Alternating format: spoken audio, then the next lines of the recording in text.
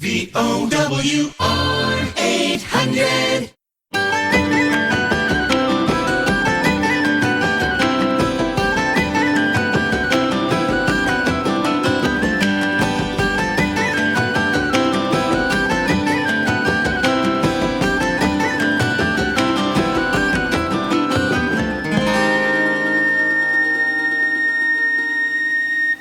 Hello and welcome to Going Strong, the radio program that celebrates a culture that is unique, vibrant, and the envy of many around the world. I'm your host, Deborah Collins, and I have the great pleasure of chatting with folks whose creative talents and passion make our culture what it is. It's a culture with a deeply embedded musical soundtrack, from our ancient Celtic traditions to our hauntingly beautiful original music, and a signature sound equally at home on a concert stage as at an outport kitchen party. My guests today are both musicians and music educators who have spent decades ensuring our music is learned, celebrated, and shared. Kai Adams is a retired professor from Memorial University, a founding conductor of the Shalloway Youth Choir, and president of the World Youth Choir Foundation, along with being the organist and music director at St. Thomas Anglican Church. Dr. Andrea Rose is a violinist and a retired professor emeritus from Memorial University, a director advisor with the Newfoundland Symphony Orchestra, and they are both directors of an exciting international music festival known as Harbor Voices, to be held this summer in St. John's. And those are just the highlights of their resumes.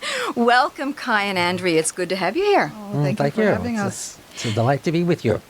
Before we get into the exciting project you're working on now, I'd like to go back a few years to your introduction to the province's musical culture. And Andrea, you grew up here in St. John's. Was music a big part of your early years, and was that where your lifelong passion for it began? Yes, it was. My grandmother, who lived with us growing up, we grew up on Maxey Street in Georgetown, under the shadow of the Basilica, as we say. And my grandmother was a pianist. And her father was actually a dance teacher who had one of the first dance studios on Mullick Street. And she would play piano for his dance studio, and she also played for the silent films at the Nickel Theatre. And so she lived with us. So I have a twin sister, Anne-Marie. So we had piano lessons every night of our life for as long as I can remember, 7 o'clock p.m. and 7:30 p.m. So yes, it was a big part of our family traditions. Singing and playing together and dancing together and all of that. So that was the start of it for sure. And so a natural segue into a career natural with music. segue, and then followed by a wonderful first-class musical education through the Sisters of Mercy at Our Lady of Mercy School and then Holy Heart. So, yeah, I was very fortunate and you were steeped in it. Steeped in it from a natural way, but also from an educational way. Very, very fortunate. Well, Kai, your musical path to Newfoundland music took a different route. You're from Birmingham, Alabama, which is evident to anybody who has a conversation with you. And you and your wife came to Newfoundland almost 50 years ago on a teaching adventure, sort of a temporary teaching adventure, I think, at the time. At what point did you realize this would be more than a temporary adventure, and why? Well, we came for a year or two. We moved here from Chicago. We had no children or mortgage, and we thought we would have an adventure in someplace exciting. And so when we came, I was teaching at Eugene Vader's Collegiate and Academy, an all-grade school. It was my first teaching job, and right away I could sense and could see the extraordinary musical gifts of these children. And because we were the only Pentecostal school in the city, we were a little insular at the beginning, but through the Kiwanis Music Festival, I was able to connect with other music educators in the city, and I was quickly welcomed into this community. And I suppose it was just the sheer success and joy of working with these children made me realize that this was a place that we wanted to stay. And we immediately recognized that the arts in all its forms, visual arts, theater, drama, literature, and especially music, were valued here. They were vibrant, and there was support at the government level, at the Department of Education level, by parents. So it was a place for us that was ripe to build a career. I suppose we never really intended to stay here for our entire lives, but there was no reason to leave. Well, you're obviously a Newfoundlander now. Oh, indeed, the only one yes. I know with a southern U.S. accent, but a Newfoundlander Indeed. nevertheless. We're so glad you stayed. Well, absolutely. There's a lot of people who are. And just really quickly, I mean, you referenced it, but I mean, is there something special about the musicality of Newfoundlanders? Is there something that stands out? Well, I don't think, as a colleague of mine used to say, it's not in the water, but it is nurtured. And I think that for me is what makes it special. The fact that it is not left to professionals to make music, but everyone has this sense that they're empowered themselves. They have the agency themselves to make music through, whether it's through kitchen parties or the live music in our entertainment downtown, wherever.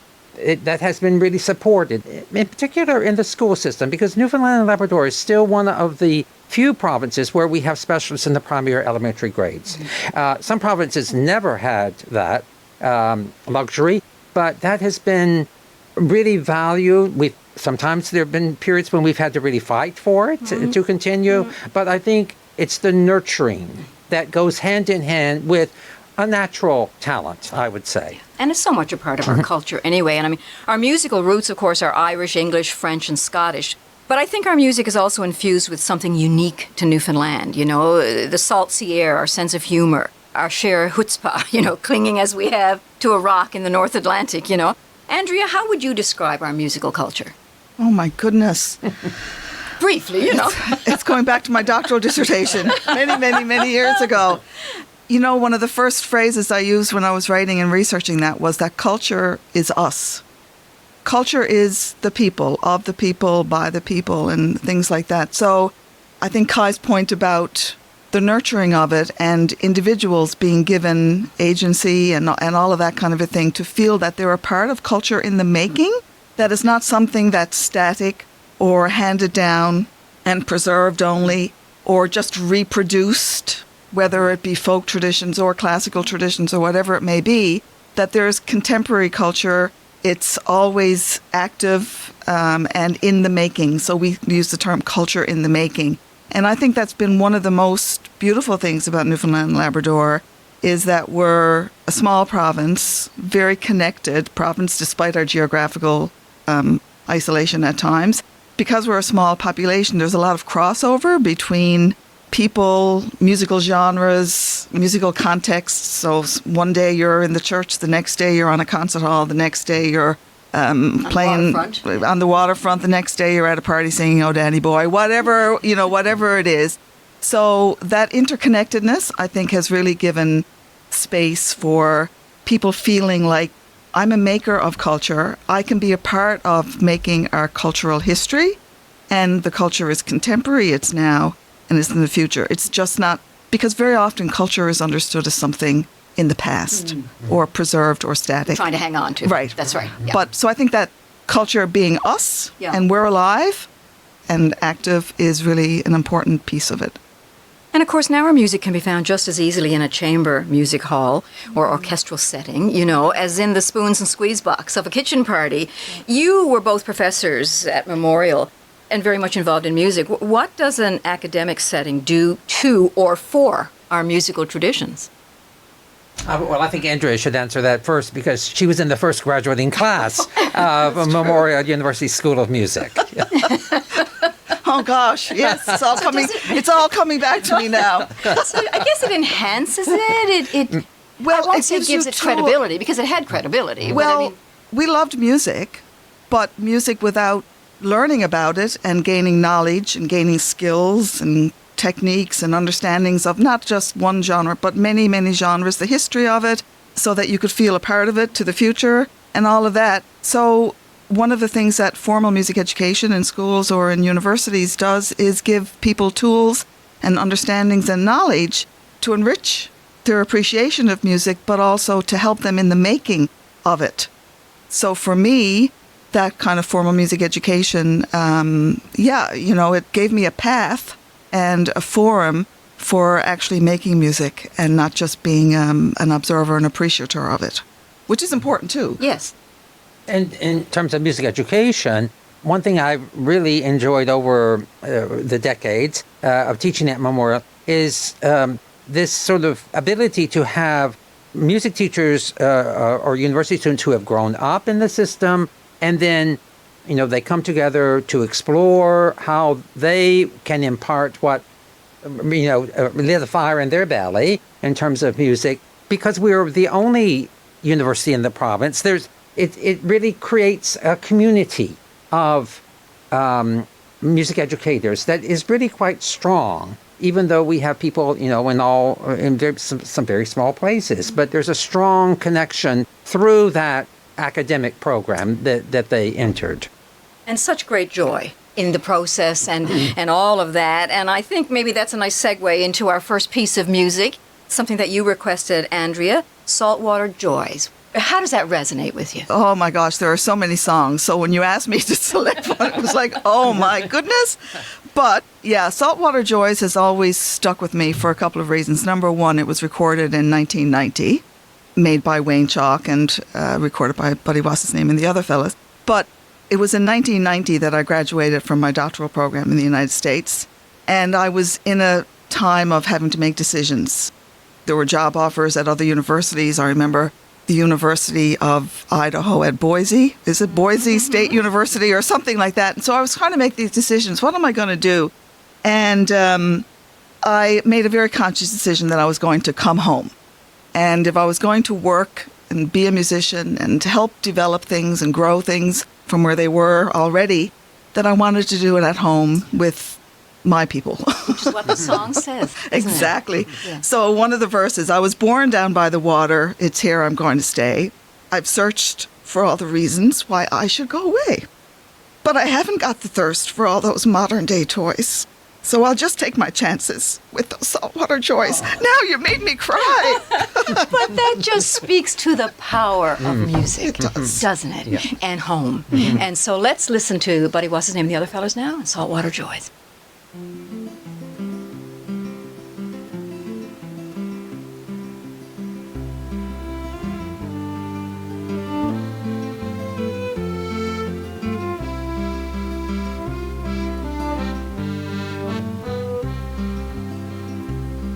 Just to wake up in the morning to the quiet of the cove and hear Aunt Bessie talking to herself, and to hear poor Uncle John mumbling wishes to O'Nell. It made me feel like everything was fine.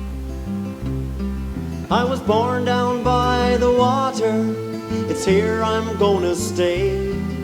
I've searched for all the reasons why I should go away, but I haven't got the thirst for all those modern day toys. So I'll just take my chances with those saltwater joys.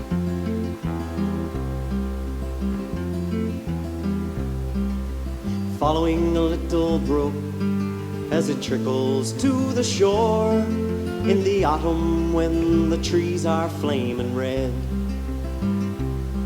kicking leaves that fall around me, watching sunset paint the hills. It's all I'll ever need to feel at home.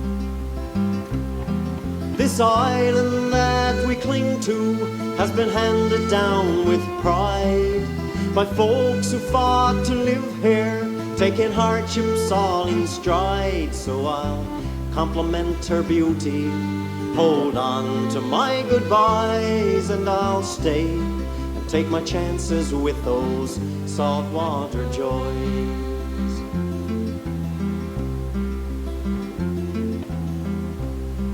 How can I leave those mornings with the sunrise on the cove and the gulls like flies surrounding Clayton's Wharf?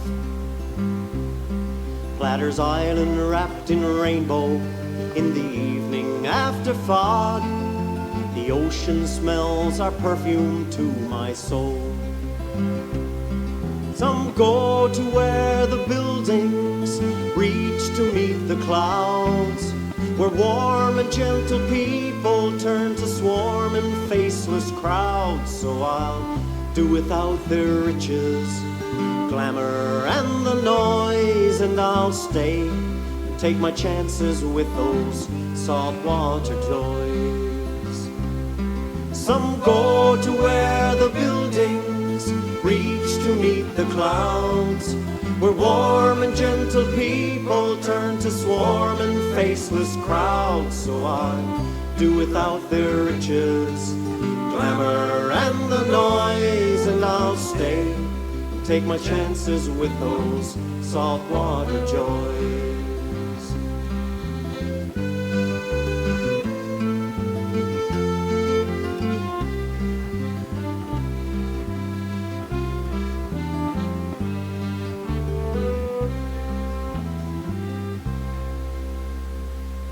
And that, of course, was Saltwater Joys by Buddy Wassesame and the Other Fellas, a favorite of one of my guests today, Andrea Rose. And Andrea, you have the distinction of being the first person that has cried in this in this radio station. Okay, I'll take it. But I'll take it. But I'm right behind you because that song is stunningly beautiful and says so much. And well, you know, as music educators, you've traveled the world to experience and showcase choral music. But in the summer of 24, the world comes here. You are the co-artistic directors of an international choral festival to be held here in St. John's called Harbor Voices. Two quick questions. Why the name Harbor Voices, and what essentially will people see and hear? You can each take one if you want. Well, we wanted something that was of the place. And the harbor is very, it represents home, as Andrea talked about earlier. Harbors are often round. It's like inclusive. And so harbors are wonderful places to sing, and people have traditionally sung, around the harbor. And so we just thought that would be a good metaphor for, in particular, the inclusion, because the sort of subtitle of the festival is International Festival of Collective Singing Traditions. It is a choral festival, but we are broadening that definition to be anybody that sings together, any group that sings together. Because there are often many groups that do not feel themselves represented in, quote, choral music. And so that's a big goal of ours, is to be much more inclusive, diverse, and bring to our province people that might not ever have thought of themselves as attending a choral festival. And 6 days? It's going to be 6 days, people from around the world, Andrea, hey? 6 days of so much activity. Right now, I think we have 45 groups coming from all over the world. Indonesia, Inner Mongolia, Philippines, Turkey, hopefully Portugal. We're still working on a few, still coming from all across Canada, the United States. And the World Youth Choir. Oh, and the World Youth Choir. Wonderful. Which is a youth choir put together as a special project with youth from all over the world. And a lot of local provincial groups. I think we have 12 or 15 or so local provincial groups involved. So that's amazing. 1,500 singers in total right now. It's growing all the time. So there'll be concerts, naturally, every day, every afternoon at 4 o'clock. There'll be 3 or 4 venues. Every evening, there'll be 3 or 4 venues. Big opening ceremonies. We're having a big gala concert on July 2nd, right in the middle of the festival, with a very special headliner artist that we're soon to announce. But And your website, which is what? Our website is simple, harborvoices.ca. It's an easy one to go look for because that'll be up there pretty soon, and there, of course, until the festival is over. But this young, very cool artist, he's British, and it's just going to be an amazing experience. They'll be with us for 2 full days doing workshops and rehearsing together and performing together with all the choirs at this gala concert at Mary Brown's. Well, that's wonderful. I mean, and Kai, you're the president of the World Youth Choir Foundation and a board member of the International Federation for Choral Music. You've heard the best of choral music around the world. What do Newfoundland and Labrador singers bring to that table? Well, I think my immediate answer would be our music. So our folk traditions, our increasingly large number of composers and arrangers from here. And so I think that there's that sort of very tangible contribution that they make. But I also think that there is a spirit that a lot of Newfoundland choirs will bring, a spirit of the place. Because I think more and more people are aware that choral singing or collective singing is more than just performing the repertoire. I mean, it's just a broader experience because it can imbue this sort of pride of place. Emotion. Yes. And I remember this, a Finnish conductor was always asked, how do you develop your sound in Tapiola Children's Choir? And he said, you can't, because you don't speak Finnish, you don't sing works from Finnish composers, and you don't live here. So you have to find your own sound. And I think that that's what we have. We have a special sound, and each choir will have their own special sound, but it will be unique to Newfoundland and Labrador. Well, we are surrounded by water, and I think it's time for our second song, and it's your request this time, Kai. Awe the Sea, written by Jed Blackmore. Really quickly, why do you love it? Well, I grew up in a landlocked city. There was no water around. So coming to Newfoundland and being here surrounded by the sea has been expanding for me. And I first heard this song in 1996. Holy Heart Chamber Choir won a competition, and they went to Toronto, and they sang this. And I recently saw this quote from Jed Blackmore as to why he wrote this. Awe the Sea was never composed with any purpose than to be a piece that might help remind us, performers and listeners alike, of the remarkable heritage and terrible beauty we people of the rock are so privileged to share. Well, let's be reminded right now. That's wonderful. Let's have a listen.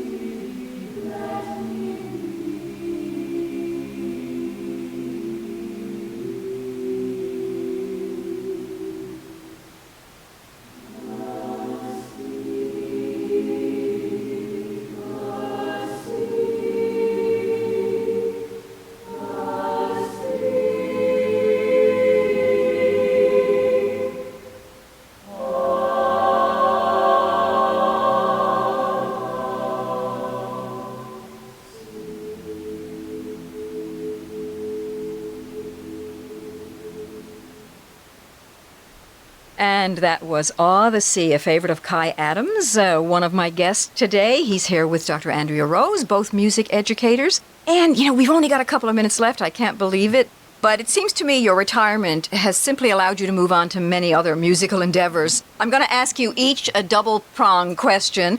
What has music given to you, and what keeps you going strong? Okay, music has given me my life. A life of joy, just a beautiful life. I've never felt I've worked a day in my life because it's given me that career, that personal life, but also a career where everything has sort of come together. My passion, my love of making music and being with other musicians and being able to be creative and do things that I would not normally have had the opportunity to do as an educator in the school system, as a professor at the university, and as an organizer of many festivals and events. And being able to work also with outstanding colleagues like Kai Adams here and our other, for instance, Harbour Voices colleagues right now, Kelly Walsh and Dr. David Bewley, and in former Festival 500, Dr. Susan Knight and Doug Dunsmore. It's just been, just a wonderful opportunity to be around people who inspire you and to be able to do creative and fun, innovative things. Just one example of that is our final night of our Harbour Voices Festival coming up is, we're calling it the Harbour Sing event, where we'll be taking over the pedestrian mall downtown, the harbour front, other parts of downtown, and choirs will be everywhere, led by big puffin puppets, huge 12-foot puffin puppets and whales and all that kind of a thing, singing and dancing, all free, all open to the public. It's going to be a wonderful singing party down on the harbour front. So that's just one example of the fun things we get to do. A true Newfoundland time by the sound of it, not to be missed. How about you, Kai? Well, certainly, my own personal expression in music. I still play the organ, can express myself personally. But I would say music has given me the opportunity to be with other people. And I think in particular, something that is not, I don't think, celebrated enough with music educators is the fact that throughout our career, we are still being stimulated and challenged by young people. And for me, that has been really, really important, especially in the second half of my career. I'm older, your children are grown, but you don't have grandchildren yet, but you're still in the company of thinking, creative young people. And for me, that has been really beautiful, combined with the fact that they're making music as well. So that combination of the social in terms of, as opposed to, kind of personal, the collective aspect of music has been really important. Not only keeps you young, keeps you going strong. Indeed it does. Well, that's right. Well, Kai Adams and Andrea Rose, thanks for all you've contributed to our musical culture and all you continue to give.